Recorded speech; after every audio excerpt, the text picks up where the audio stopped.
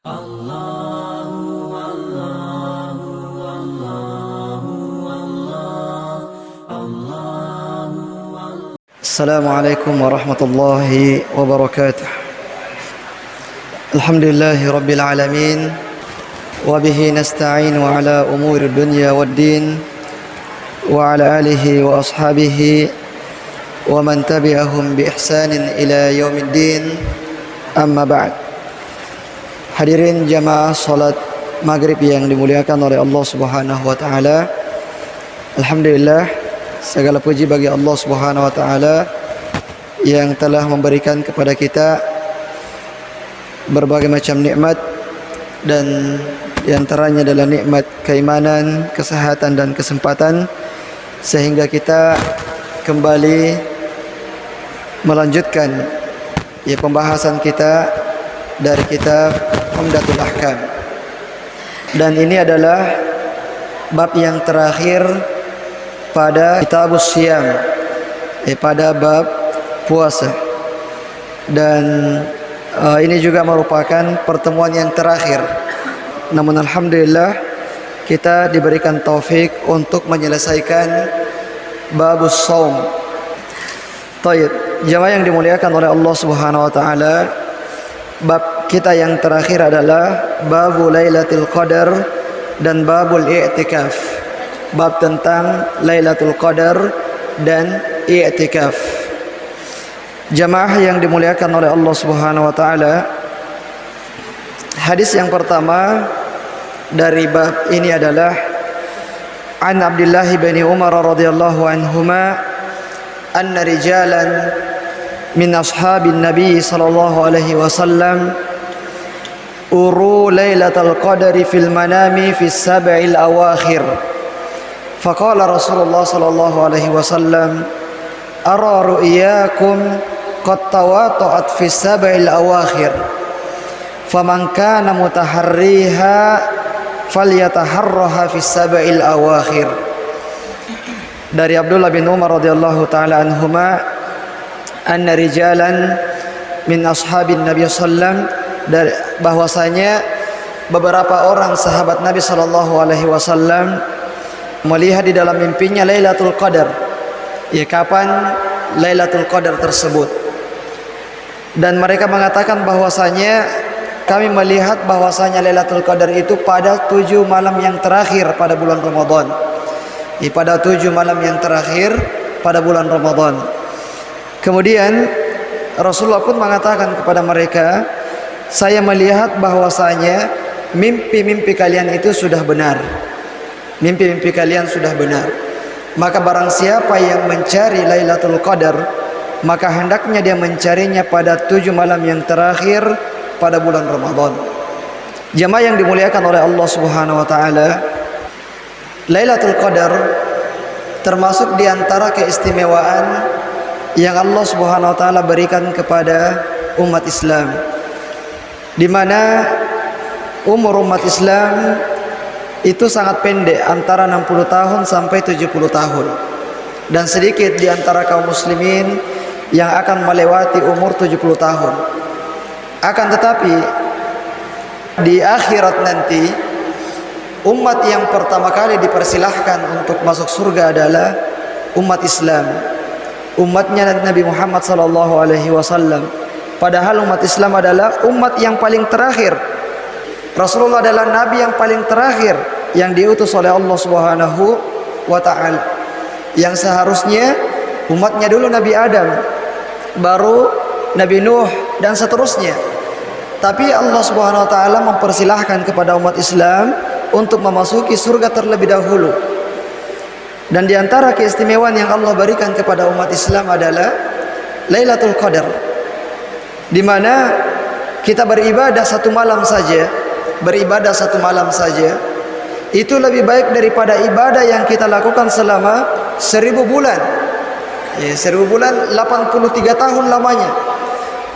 Jadi seseorang beribadah 1 malam pada malam Lailatul Qadar itu lebih baik daripada ibadah yang dikerjakan selama 1000 bulan lamanya. Dan tentu saja ini sebuah kebaikan yang luar biasa, dan sungguh sangat merugi jika sekiranya ya kita melalaikan malam tersebut, kita menghabiskan malam-malam terakhir di bulan Ramadan tersebut dengan hanya tidur saja. Kita menghabiskannya dengan tidur saja, padahal ada waktu-waktu di situ di mana kalau kita beribadah di dalamnya luar biasa pahalanya di sisi Allah Subhanahu wa taala. Lailatul Qadar khairum min alfi syahr. Lailatul Qadar lebih baik daripada 1000 bulan. Dan alhamdulillah, karena Nabi kita sallallahu alaihi wasallam mengabarkan kepada kita tentang waktunya, meskipun tidak dikabarkan secara mendetail malam kesekian, tapi dikabarkan kepada kita pada 10 malam yang terakhir. Bahkan pada hadis ini disebutkan pada 7 malam yang terakhir pada bulan Ramadan, pada malam-malam yang ganjil. Jadi semakin sempit. Artinya untuk beribadah, kalau ada orang yang memaksimalkan beribadah pada malam-malam tersebut, ini juga sebuah kebaikan yang sangat besar. Ya, kalau misalnya dia mau selalu seperti itu setiap malamnya, ya di luar bulan Ramadan, maka ini memang tidak dianjurkan. Tidak dianjurkan seseorang memforsir semua tenaganya untuk beribadah, karena ada hak untuk dirinya, ada hak untuk keluarganya, ada hak untuk banyak. Adapun jika dia mau memforsir tenaganya, waktunya, tidurnya di malam hari, dia forsir semuanya pada 10 malam yang terakhir pada bulan Ramadan, maka ini bukan sesuatu yang tercela. Bahkan itulah yang diperlukan pada 10 malam yang terakhir di bulan Ramadan. Nah, jamaah yang dimuliakan oleh Allah Subhanahu wa taala, dan di antara faedah dari hadis ini adalah tentang mimpi, bahwa bisa saja seseorang itu diperlihatkan dalam mimpinya kapan Lailatul Qadar. Ya, kapan Lailatul Qadar. Sebagaimana para sahabat ini, rijalan min ashabi Rasulullah sallallahu, bukan satu orang saja, tapi rijalan. Ada beberapa orang yang melihat di dalam mimpinya bahwasanya malam Lailatul Qadar itu pada 7 malam yang terakhir di bulan Ramadan. Dan pernah Aisyah bertanya kepada Nabi sallallahu, "Wa Rasulullah, apa yang saya perlu ucapkan jika saya mendapatkan Lailatul Qadar? Kalau saya mengetahui bahwasanya pada malam tertentu misalnya itu adalah malam Lailatul Qadar."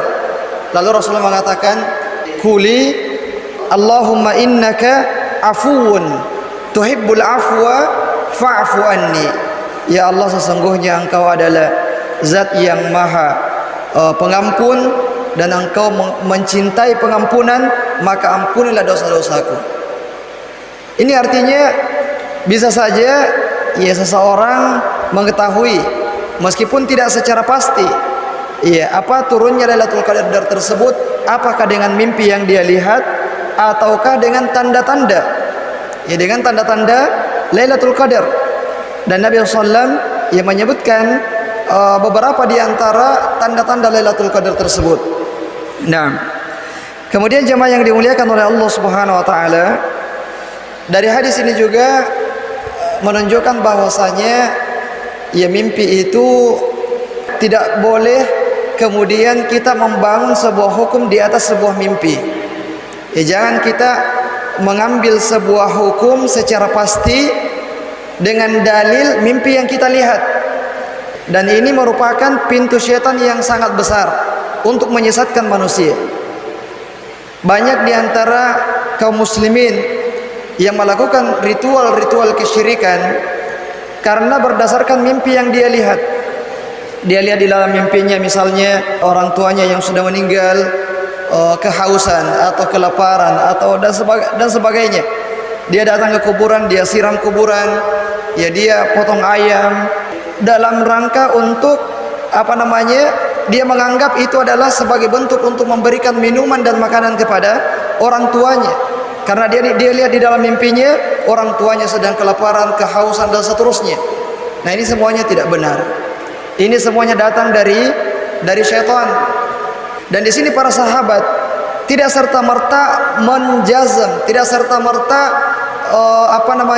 memastikan bahwasanya Lailatul Qadar itu pada 7 malam yang terakhir.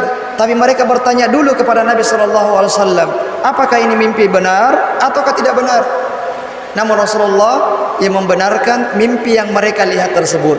Dan para sahabat adalah orang-orang yang soleh, ya, orang-orang yang bertakwa kepada Allah Subhanahu wa taala, orang-orang yang Allah ridho kepada mereka, sehingga tidak heran ketika Allah Subhanahu wa taala memperlihatkan kepada mereka ya di dalam mimpinya ya beberapa kebenaran-kebenaran yang datang dari Allah Subhanahu wa taala. Nah, kemudian jamaah yang dimuliakan oleh Allah Subhanahu wa taala, pada hadis yang lain ya Rasulullah bersabda, taharrau lailatul qadri fil witri minal ashril awakhir. Carilah Lailatul Qadar pada setiap malam yang ganjil, pada 10 malam yang terakhir di bulan Ramadan. Ya, kalau tadi itu pada 7 malam yang terakhir, dan ini disebutkan pada 10 malam yang terakhir, pada malam-malam yang ganjil. Artinya, jamaah yang dimuliakan oleh Allah Subhanahu wa taala, ini ada sedikit tambahan faedah. Yang pertama adalah tambahan harinya, masuk di dalamnya adalah malam ke-21, dan tambahan yang lain di sini disebutkan adalah pada malam-malam yang ganjil. Berarti malam 21, 23, 25, 27 dan 29.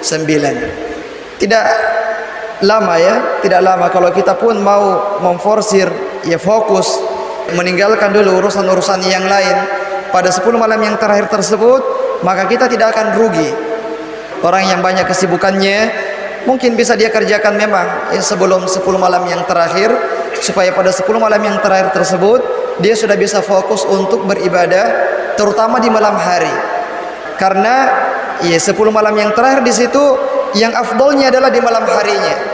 Ya, adapun di siang harinya tidak sama dengan di malam harinya. Dan Lailatul Qadar namanya saja Lailah, itu di malam hari dan bukan di siang hari.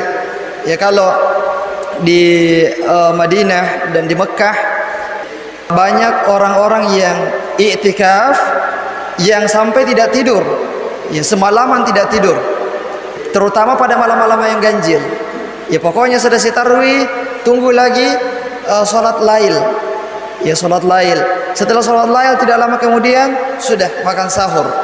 Ya, jadi ini hal yang kita saksikan dan banyak yang melakukannya, ya terutama di Masjidil Haram dan Masjid Nabawi. Ya kalau kita ya mungkin karena belum terkondisikan dengan baik, sehingga ya meskipun pada malam-malam yang ganjil dan malam-malam ke-27 misalnya, ya kita masih tetap tidur, ya meskipun tidak banyak, ya karena memang kita belum terkondisikan. Dan tentu saja ya setiap orang ya melihat bagaimana kondisi tubuhnya, dan memang pada 10 malam yang terakhir tersebut ya bagusnya kalau kita menyiapkan suplemen ya supaya kita bisa lebih kuat beribadah dan tidak gampang sakit.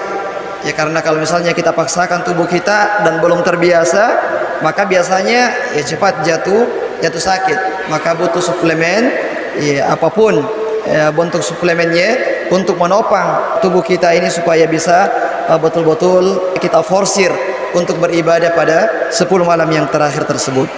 Kemudian jemaah yang dimuliakan oleh Allah Subhanahu wa taala, hadis yang berikutnya adalah An Abi Sa'id Al-Khudri radhiyallahu an anna Rasulullah sallallahu alaihi wasallam kana ya'takifu fil ashril awsat min Ramadan. Fa'atakafa 'aman hatta idza kanat lailatu 21 wa hiya lailatul lati yakhruju min sabihatiha min i'tikafihi qala man i'takafa ma'i falya'takif al-ashara al-awakhir faqad uritu hadhihi al-laila thumma unsituha wa qad ra'aituni asjudu fi ma'in wa tinin min sabihatiha faltamisuha fil ashr al-awakhir waltamisuha fi kulli witrin. Nah, dari Abu Sa'id Al-Khudri radhiyallahu an bahwasanya Rasulullah SAW awalnya beritikaf pada 10 malam yang kedua di bulan Ramadan, pada malam ke-11 sampai malam ke-20. Ini awal-awalnya. Namun setelah itu ya diperlihatkan kepada Nabi SAW bahwasanya Lailatul Qadar itu pada 10 malam yang terakhir.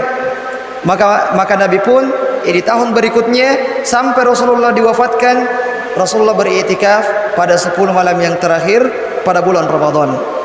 Nah, dan juga Rasulullah pernah menyampaikan ya bahwasanya di dalam mimpinya Rasulullah melihat Rasulullah sujud di atas tanah yang becek. Dan pada malam ke-21 tersebut ya turun hujan.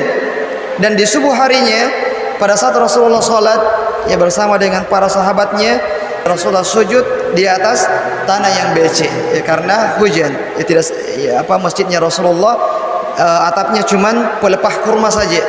Ya sehingga ketika hujan turun maka ya tidak bisa ditahan air hujan, pasti masuk ke dalam masjid. Dan juga lantainya masih tanah. Ya tidak ada tidak ada seperti ini. Ya masih tanah. Sehingga ketika turun hujan ya kemudian kena tanahnya maka akan menjadi becek. Rasulullah sujud melengket ya bekas air dan juga tanah di jidat beliau. Tayyib. Jamaah yang dimuliakan oleh Allah Subhanahu wa taala, faedah dari hadis ini adalah yang pertama bahwasanya Rasulullah juga tidak mengetahui yang namanya perkara yang gaib. Kapan Lailatul Qadar turun, Rasulullah tidak mengetahuinya. Ya sehingga Rasulullah beriktikaf awalnya pada 10 malam yang kedua. Dan kalau Rasulullah saja tidak mengetahui perkara yang gaib, maka ya selain Rasulullah itu tentu saja lebih tidak tahu lagi masalah yang gaib. Jadi kalau misalnya ada orang yang mengaku mengetahui perkara yang gaib, maka dia adalah pendusta yang sangat besar karena sudah mendustakan Al-Quran. Allah Subhanahu wa taala berfirman, "Alimul ghaibi wasyahada fala yudhiru ala ghaibihi ahada." Allah Maha mengetahui yang gaib dan yang nampak, dan Allah Subhanahu wa taala tidak menampakkan perkara yang gaib kepada seorang pun illa man irtada min rasul, kecuali yang Allah ridhoi di antara rasul-rasulnya. Itu pun tidak semua perkara gaib diberitahukan kepada nabi-nabinya, hanya sebagian saja. Dan Rasulullah mengatakan sebagaimana disebutkan di dalam Al-Quran, walau kuntu a'lamul ghaiba lastakthartu minal khair wa ma massani minas su'. Kalau sekiranya saya mengetahui perkara yang gaib, maka saya akan memperbanyak kebaikan-kebaikan dan tidak akan ada keburukan yang menimpa saya. Ya, tidak akan ada keburukan sedikit pun yang menimpa saya. Ya kalau Rasulullah mengetahui perkara yang gaib, tapi Nabi juga tidak mengetahuinya, sehingga orang lain selain beliau ini juga tentu saja tidak mengetahuinya. Dan di sini jamaah sekalian yang dimuliakan oleh Allah Subhanahu wa taala, ulama kita menarik sebuah kesimpulan bahwasanya Lailatul Qadar itu berpindah-pindah dari satu malam ke malam yang lain. Ya, karena banyak riwayat juga yang menyebutkan bahwasanya Lailatul Qadar itu pada malam ke-27. Ya, pada malam ke-27. Dan pada hadis ini disebutkan pada malam ke-21. Dan pada riwayat yang lain disebutkan pada malam ke-25. Sehingga kebanyakan ulama diantaranya adalah Ibnu Abdil Bar mengatakan bahwasanya hadza yadullu ala anna Lailatul Qadar tatanaqqal. Ini menunjukkan bahwasanya Lailatul Qadar itu tidak selalu pada malam ke-21, tidak selalu pada malam ke-27, tidak selalu pada malam ke-25, tapi dia berpindah-pindah. Sehingga kita tidak mencukupkan diri misalnya pokoknya malam 27 saja. Ya, kita mau itikaf pokoknya malam 27 saja. Tidak. Tapi ya kita berusaha untuk memaksimalkan pada 10 malam yang terakhir dari bulan Ramadan tersebut. Dan ini diantara hikmahnya kenapa Allah Subhanahu wa taala tidak menyebutkan secara jelas, secara gamblang kapan Lailatul Qadar, agar kiranya kita ini memperbanyak beribadah pada malam yang terakhir dari bulan Ramadan. Kalau kita tahu malam ke-27 misalnya, ya sudah, ya kita beribadahnya nanti malam ke-27 saja dimaksimalkan. Adapun selebihnya sudah, ya kita beribadah sewajarnya saja, biasa-biasa saja. Nah, sehingga peluang kita memperbanyak kebaikan semakin kecil. Adapun jika tidak disebutkan ya secara jelas kapan di malam keberapa, maka ini akan memacu kita, ya mendorong kita untuk semakin memperbanyak beribadah pada malam-malam tersebut. Apalagi ya sudah mau habis bulan Ramadan dan kita tidak tahu apakah kita masih dapat bulan Ramadan tahun berikutnya. Karena banyak orang-orang yang bersama kita pada tahun lalu, tahun ini ternyata dia sudah tidak bersama dengan kita lagi, sudah meninggal dunia. Kerabat kita atau teman-teman kita atau orang yang kita kenal dulu masih sama-sama kita iktikaf, ternyata tahun ini sudah tidak sama lagi dengan kita iktikaf karena sudah meninggal dunia. Begitu pula mungkin tahun depan kita tidak tahu, ya mungkin giliran kita, ya giliran yang lain dan sebagainya. Sehingga ya kita perlu memang untuk ya memperbanyak beribadah pada malam-malam yang terakhir tersebut. Dan juga diantara hikmahnya adalah supaya ya seseorang tidak merasa bangga ya dengan amalannya. Kalau dia tahu malam sekian, dia memaksimalkan ibadah pada malam tersebut, sudah dia yakin saya dapatkan Lailatul Qadar malam ini. Karena tidak ada waktu yang saya sia-siakan. Semuanya saya manfaatkan. Sehingga boleh jadi dia akan magrur binafsihi. Dia akan tertipu dengan dirinya sendiri. Ya sehingga mungkin setelah Ramadan ia berleha-leha, tidak lagi memperbanyak kebaikan karena menganggap sudah saya ya booking 1000 bulan ya. Dan bulan depan mungkin saya akan booking lagi.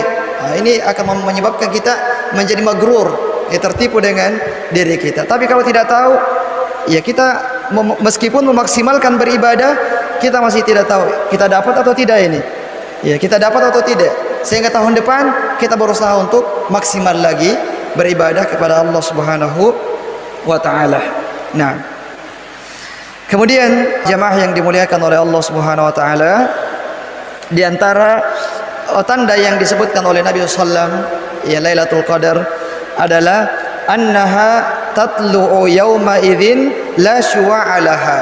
Ya, matahari terbit pada pagi harinya itu tidak terlalu menyengat. Bersinar tapi tidak terlalu menyengat. Sinarnya itu agak redup.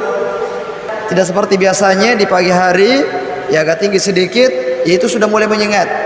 Tapi ini ketika terbit meskipun agak tinggi sedikit itu belum menyengat. Ya, ini dia di antara tanda yang disebutkan oleh Nabi kita Muhammad sallallahu alaihi wasallam. Dan di dalam Al-Qur'an disebutkan salamun hiya hatta matla'il fajr. Keselamatan pada malam hari itu, ketenangan pada malam hari itu sampai terbit fajar. Jadi malamnya sangat tenang. Malamnya tenang, kemudian besoknya di pagi harinya matahari ya sinarnya tidak terlalu menyengat. Nah, kemudian hadis yang berikutnya adalah an Aisyah radhiyallahu anha anna Nabi sallallahu alaihi wasallam kana ya'takifu fil ashril awakhir min Ramadan hatta tawaffahu Allah thumma i'takafa azwajuhu ba'dahu. Dari Aisyah radhiyallahu anha bahwasanya Nabi sallallahu alaihi wasallam beriktikaf pada 10 malam yang terakhir pada bulan Ramadan sampai meninggal dunia, ya sampai di akhir hayatnya. Kemudian setelah meninggalnya Rasulullah, kemudian istri-istri beliau beriktikaf. Nah, jamaah yang dimuliakan oleh Allah Subhanahu wa taala, ini menunjukkan bahwasanya iktikaf itu merupakan sunnah muakkadah. Ya, sunnah muakkadah, sunnah yang sangat dianjurkan. Meskipun yang disayangkan adalah iktikaf ini masih banyak kaum muslimin yang tidak mengenalnya. Masih banyak kaum muslimin yang tidak mengenalnya. Bahkan sebagian di antara kaum muslimin menganggapnya sebagai sesuatu yang diada-adakan di dalam agama ini. Menganggap apalagi bermalam di masjid ini pada bulan Ramadan, makan di masjid dan sebagainya. Menganggap sebagai perkara yang bid'ah, perkara yang diada-adakan. Padahal dia merupakan sunnah yang sangat ditekankan, sangat dianjurkan, yang tidak pernah ditinggalkan oleh Nabi sallallahu alaihi wasallam. Satu kali saja Rasulullah pernah meninggalkannya karena sebuah uzur, dan Rasulullah mengqadanya di bulan Syawal.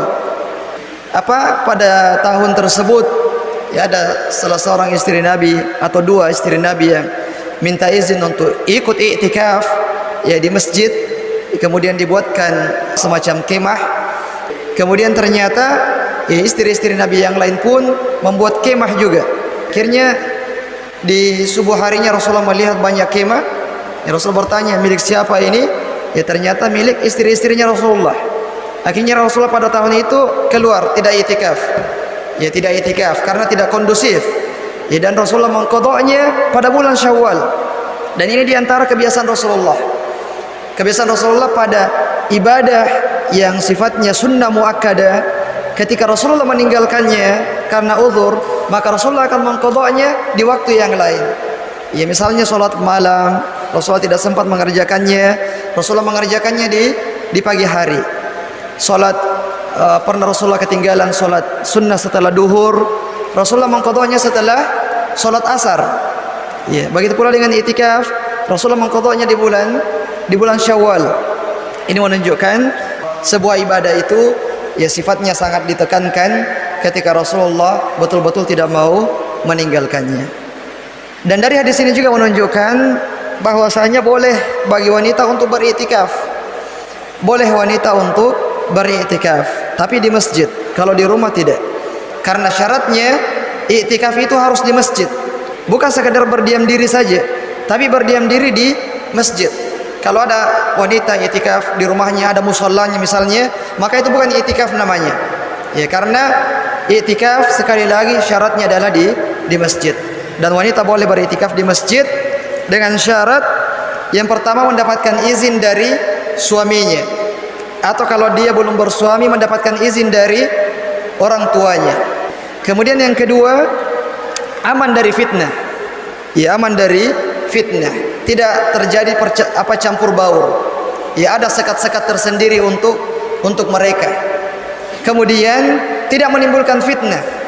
Ya, tidak menimbulkan fitnah artinya tidak terlalu besar suaranya sehingga mengganggu orang lain dan juga bisa menimbulkan fitnah. Ya, adapun ketika mereka bisa menjaga adab-adab ini, maka boleh saja bagi wanita untuk beriktikaf di masjid.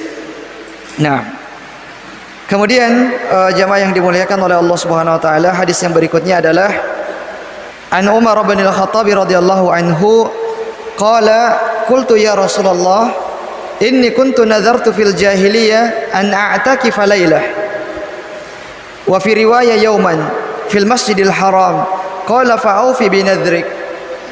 Umar bin Khattab radhiyallahu anhu pernah bertanya kepada Nabi sallallahu alaihi wasallam, "Wahai Rasulullah, saya pernah bernazar di zaman jahiliyah dulu untuk beriktikaf satu malam di Masjidil Haram. Apa yang perlu saya lakukan?" Lalu kata Rasulullah sallam, "Fa'aufi binadhrik." Tunaikan nazar tersebut. Taib. Faedah dari hadis ini jamaah sekalian adalah tentang i'tikaf, apakah ada batas minimalnya? Apakah ada batas minimalnya? Ini ada perbedaan pendapat di antara ulama. Ada yang mengatakan minimal 1 hari 1 malam. Ada yang mengatakan minimal 1 malam. Dan ada juga yang mengatakan bahwasanya tidak ada batasan minimalnya. Dan pendapat yang ketiga ini, ya pendapat yang lebih kuat, ya bahwasanya i'tikaf itu tidak ada batasan minimalnya dan tidak ada batasan maksimalnya. Ya, seseorang boleh beriktikaf meskipun sekejap. Misalnya seseorang mau beriktikaf nanti jam 10 malam sampai jam 6 pagi misalnya, maka itu juga sudah dianggap i'tikaf selama terpenuhi syarat dan rukunnya.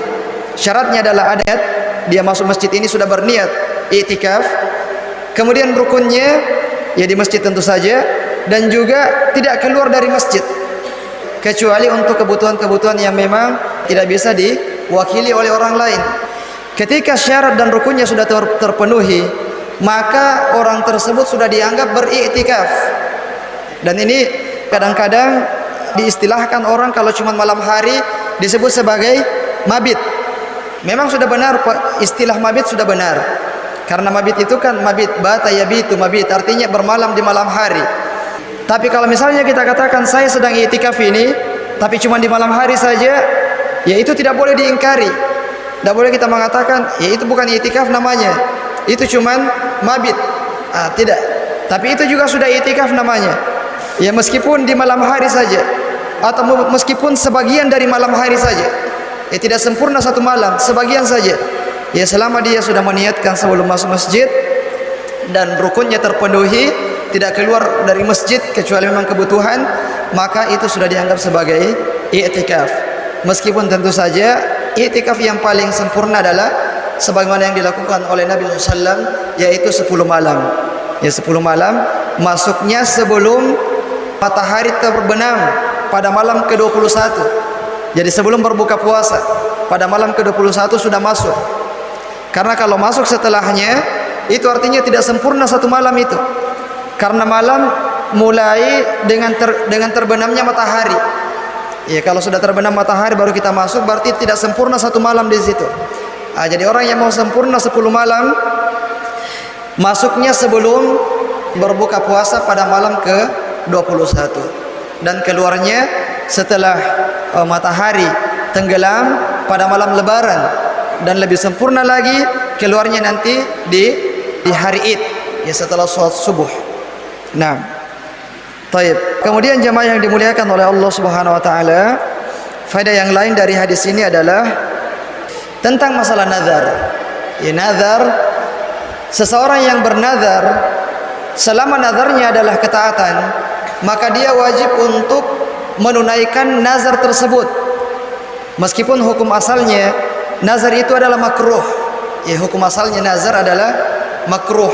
Kata Rasulullah, tidak dilakukan kecuali orang-orang yang bakhil. Tidak dilakukan kecuali orang-orang yang bakhil. Tidak bernazar kecuali orang-orang yang bakhil. Jadi mengatakan kalau saya sembuh maka saya akan berpuasa misalnya. Kalau saya berhasil maka saya akan bersedekah misalnya. Ini artinya seakan-akan dia memberikan syarat kepada Allah, penuhi dulu syarat saya ya Allah, baru saya beribadah.